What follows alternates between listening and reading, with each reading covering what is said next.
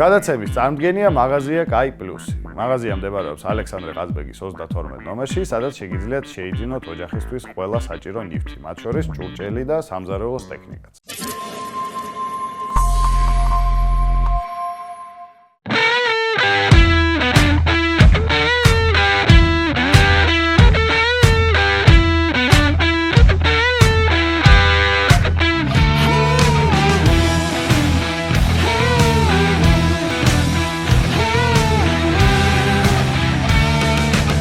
გამარჯობა მეგობრებო, მე ვარ დიმუ, ეს არის ისევ გადაცემა მარილი გემოვნებით და ისევ გიბრუნდებით ჩვენი სამზარეულოდან, სადაც მე გასწავლით, როგორ შეგიძლიათ მარტივად, სწრაფად გააკეთოთ სახში ცოტა განსხვავებული და საინტერესო კერძები. დღეს მე მოგიმზადებთ სტეიკს, ან უпростоრად სტეიკ სენდვიჩს.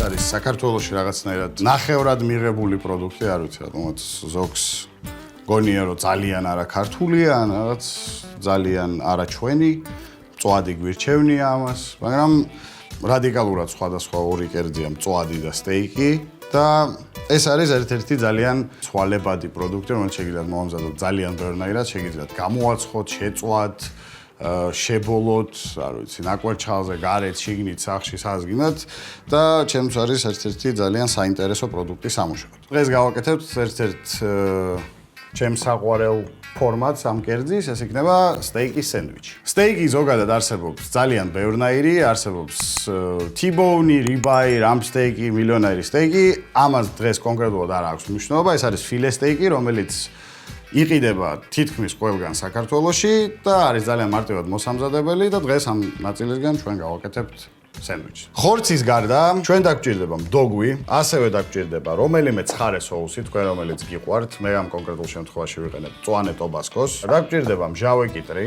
ცოტა თაფლი. ასევე მე გამოვიყენებ Worcester sauce. მოკლედ, მაღაზიებში ეგრე ქვია Worcester sauce. არის ყველგან შეგიძლიათ შეიძინოთ, მე ძალიან მომწონს თვითონ იმ соуსში ამ სტეიკის სენდვიჩისთვის, თუ არ გაქვთ, ეგეც არ არის პრობლემა, შეგიძლიათ არ გამოიყენოთ. ასევე გვაქვს ზეთი, გვაქვს კვერცხი და ნუ რა თქმა უნდა პური, რომელზეც ცალკე ვისაუბრებთ. ასევე ჩვენ დაგჭირდება რამე სახის სალათის ფოთოლი, მე კონკრეტულ შემთხვევაში ვიყენებ რუკოლას, თქვენ შეგიძლიათ გამოიყენოთ აისბერგი ან რამე სხვა სალათი, რომელიც მოგწონთ. დაგჭირდება წითელი ხახვი, ნიორი, მწვანე წიწაკა, კოჭა ან ჯინჯერს ეძახიან ჩვენთან, ან კოჭას ეძახიან. და დაგჭირდება ქინძი, ოხრახუში ან სხვა რამე სახის მწვანილის მიქსი, რომელიც თქვენ მოგწონთ, ან თქვენი გემოვნებით.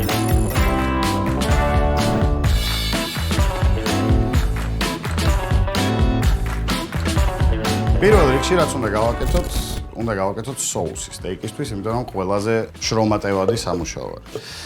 соуსი, რომელიც მე მინდა გავაკეთო, არის რაღაცა მაიონეზის მაგვარი соуსი და იწყება ჩვეულებრივი კვერცხით. პირველ რიგში რაც უნდა გავაკეთოთ, ჩატეხოთ კვერცხი რამე მაღალ ცარიელ ჭურჭელში.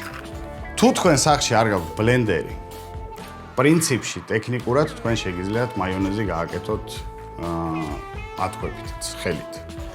მაგრამ მე მაქვს ბლენდერი და ჩვენი სპონსორი მაღაზია CULINARY პლუსი გვეხმარება ეს რაღაცებში ვქონდეს ბლენდერები და ტაფები და ქვაბები და სხვა დანარჩენი ინვენტარი და ასევე თქვენ შეგიძლიათ მიბრძანდეთ ალექსანდრე ყაზბეგის 32 ნომერში და შეიძინოთ ის პროდუქტი, რომელიც თქვენ გჭირდებათ თქვენს სახლის სამზარეულოში. მაშასე ჩავტეხოთ ერთი კვერცხი, ჩავდგათ ბლენდერი შიგნით.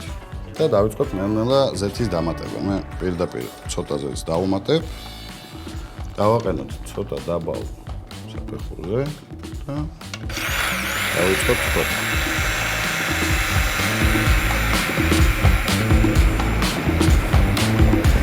ზოგადად მაიონეზი ჩვენს ქვეყანაში და ყველგან ითვლება არაჯანსაღ პროდუქტად.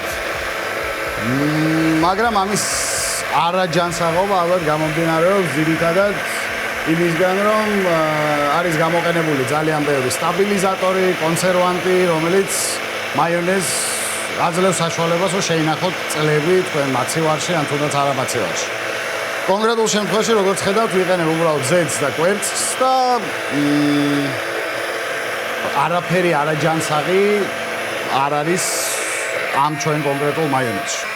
ასე რომ თქვენს თუ მოამზადებთ სახში მაიონეზს და ბევრს არ შეჭამთ, არის საკმაოდ ჯანსაღი და კარგი პროდუქტი. როგორც ხედავთ, არის მარტო კვერცხი და ზეთი.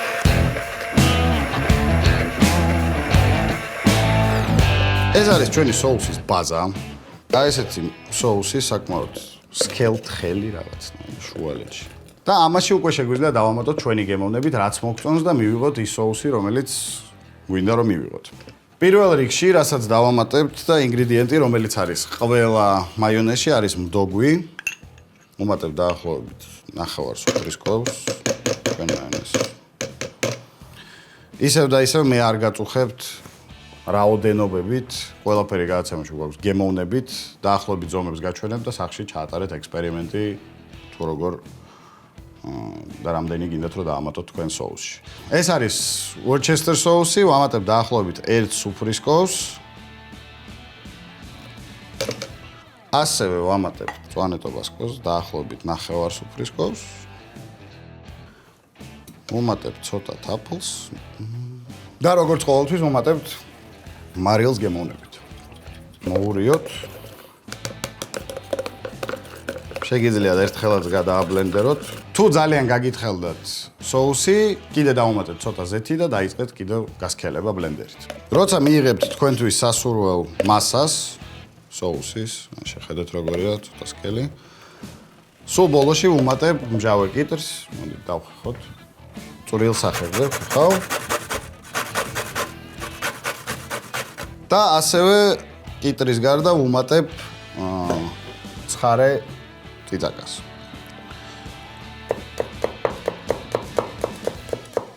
ასევე соуსში დავამატოთ ცოტა კოჭა. კოჭის გასაფრთხილად გვჭირდება კოვზი. ძალიან მარტივად იფრთხნება კოვზით. მოაჭერით ბოლოები და ჩავხეხოთ. კოჭას აქვს სპეციფიური გემო, არის ჩვენთან შემოსული უფრო აზიური სამზარეულო და თუ არ მოგწონთ, შეგიძლიათ არ დავამატოთ, მე ძალიან მიყვარს კოჭა ჩემ соуსში. და უკვე ვამატებთ ამ ყველაფერს ჩვენს соуსში. აურა, კაი соуსია. რაღაცები გამომდის თუ.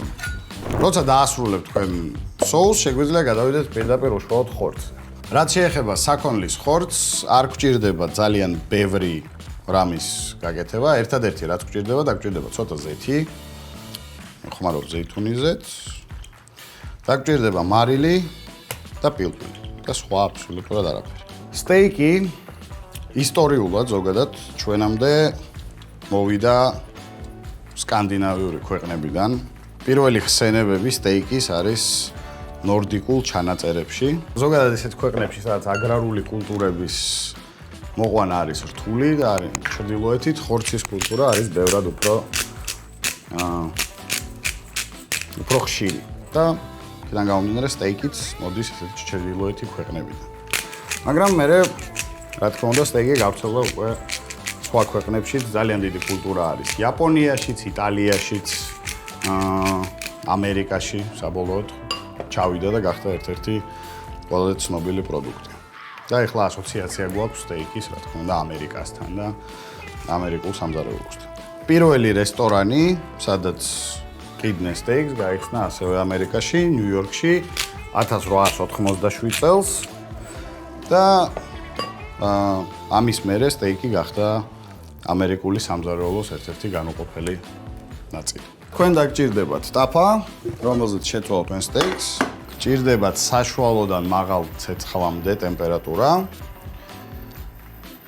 შეწვისთვის დაგჭირდებათ ზეთი, კარგად გაახურეთ ტაფა და ასხეთ ზეთი. როცა დაიწყებთ ბოლოას თქვენი ტაფა, შეგიძლიათ მოათავსოთ სტეიკი. და სტეიკის პრინციპი არის, რომ სტეიკს არ ვამოძრავებთ ტაფაში. როგორც დადებთ, იდოს ისე, ის გამოუშვებს თავის ცხიმებს და ეს ცხიმები და ეს მარილი და პილპილი შექმნის აი იმ ქერქს, რომელიც გინდათ რომ მიიღოთ ეს ოქროსფერი ზედაპირი. დაახლოებით ჭირდება 3-4 წუთი თითო მხარეს, რომ მიიღოთ მედიუმი. თუ უფრო მეტად შემწვარი მოგწონთ, ან ველდანი, ან მედუელი, შესაბამისად, ცოტა უფრო დიდ ხანს, ან 5 ან 6 წუთი გააჩერებთ თვითონ ხარეს. შეგიძლიათ ასევე ღუმელი დაიხმაროთ, ეს სტეიკის შეწვის შემდეგ მოათავსოთ ღუმელში და იქაც მოიყვანოთ იმ სასურველ დონემდე, რომელიც თქვენ მოგწონთ. სტეიკს ძალიან უხდება ნიორი და ძალიან უხდება ცოტაოდენი კარაქი. გადმოვატრიალოთ ჩვენი სტეიკი. Beautiful. და მეორე მხარეზე გავაჩეროთ დაახლოებით 4 წუთის განმავლობაში.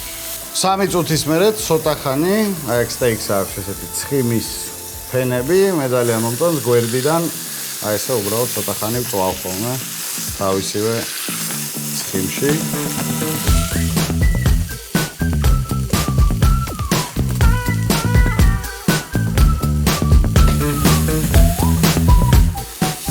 და ბოლო სტადია რაც არის სტეიკის გაკეთების, დაუწიოთ საკმაოდ ტემპერატურას. ჩავყაროთ ნიორი. ასევე უმატებენ როზმარინს ხანდახან. ამჯერად არ მინდა როზმარინის დამატება და ასევე დავუმატოთ კარაქი. დაახლოებით 1 სუფრის ხორცი. ამ ცხელტაფაზე ეს კარაქი შექმნის ესეთ ნივრიან კარაქიან ქალს, რომელსაც გადაასხავთ უკვე უშუალოდ თქვენ სტეიკს. და როცა აბანავებთ თქვენ სტეიკს ამ ნივრიან კარაქში, აუცილებელია შეწვის მერე სტეიკმა დაისვენოს. დაახლოებით 5-10 წუთი არის მიზანშეწონილი დრო, რომ დავასვენოთ ჩვენი სტეიკი. სანამ სტეიკი ისვენებს, მანამდე გავაკეთოთ ხახვის კარამელიზირება. საკმაოდ მარტივი პროცესი არის. ხახვს აქვს თავისი შაქრები შიგნით, რომელიც ახდენს თვითონ ხახვის კარამელიზაციას შეწვის დროს. კიდენ გამომდინარე, არაფერი არ გჭირდებათ, უბრალოდ ხახვის კარამელიზაცია არის, უბრალოდ ხახვის კარგად შეწვა. არ გჭირდება ეს და დავასხათ ცოტა ზეთი. კარგად გავახუროთ და დავყაროთ ჩვენი დაჭრილი ხახვი და ის თავისით მიიღებს ამ კარამელიზაციას. თუ უფრო ტკბილი მოგწონთ თქვენი ხახვი, შეგიძლიათ დაამატოთ ცოტა შაქარი ან თაფლი. მე მომწონს უბრალოდ ყველაფრის გარეშე ცოტა მარილი. შეგვიძლია დავუმატოთ კიდევ ცოტა ცხარე ტობასო. ოდნავ მარილი და ხახვი თავისით გამოუშვებს ამ თავის წვენს, თავის შაქარს და მიიღებს ამ კარამელიზაციას. როცა თქვენი ხახვი გახდება ოქროს ფერისკენ, ნიშნავს იმას, რომ არის მზად, მე მიყვარს ცოტა ფრეშად დატოვება, მიყვარს როცა ცოტა კბეჩა აქვს ამ ხახვს და დაახლოებით აი ესეთი ვიზუალის როცა იქნება, მე მოვხსნით ჩემს ხახვს ტაფლი. ამ ტაფაზევე შეგვიძლია დავტოსტოთ ჩვენი პური. თბილისში უკვე მრავლად არის და საქართველოში რამდენიც ვიცი არის ძალიან ბევრი საცხობი, ცხება ბევრნაირი, სხვადასხვანაირი, სხვადასხვა ქვეყნიდან პურები. მე კონკრეტულად მომწონს პროვანსი, მაგრამ შეგიძლიათ გააკეთოთ ჩვეულებრივი დაჭრილი პურითაც კი. მაგრამ მე დღეს გავახმარ პროვანსს. გვინდა საკმაოდ სქელი ნაჭრები.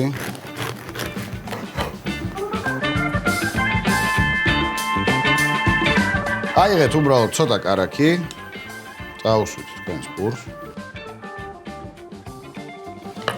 დააყარეთ ცოტა მარილი და მოათავსეთ თქვენს გახურებულ ტაფას.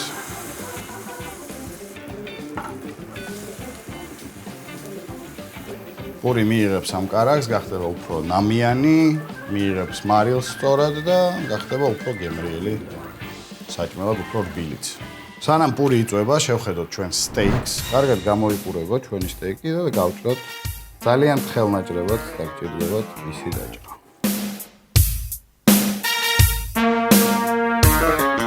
ეხლა შეგვიძლია გადავიდეთ უკვე ჩვენი სენდვიჩის საწყობაზე. პირველ რიგში რაც გვჭირდება არის ჩვენი соуსი.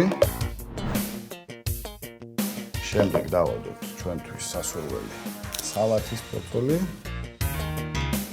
დავადოთ ჩვენი სტეიკის ხორცი. დავამატოთ კარამელიზირებული ხახვი. და ამ მეორე ნაჭერსაც თუ გიყვართ соуსი, შეგიძლიათ წაუშვათ კიდევ უფრო მეტი. соуსი ხელს არ შეუშლის. ეს გადავადოთ ჩვენ სენდვიჩს. ჩაჭრით. და მიიღოთ აი ესე ულამაზეს წუნიან საკმაოდ სენდვიჩს. დარწმუნებული ვარ, ყველა თქვენი სტუმარი ძალიან კმაყოფილი იქნება.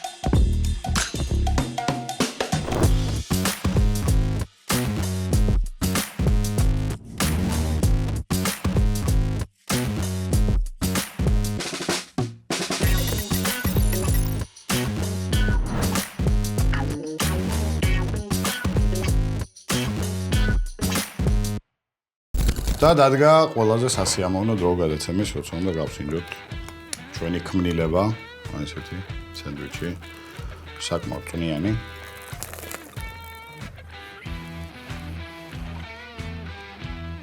ცოტა უხერხული საჭმელია, მაგრამ ძალიან გემრიელია, მეწმუნეთ და ცადეთ სახში. შეგიძლიათ შეცვალოთ ინგრედიენტები, როგორც ყოველთვის, შეგიძლიათ შეცვალოთ соусიც, შეგიძლიათ რაც მიდის და მოგვიყვეთ ამის შესახებ ჩვენს Facebook გვერდზე. დღეისათვის სულ ეს იყო, მომავალ შეხვედრამდე.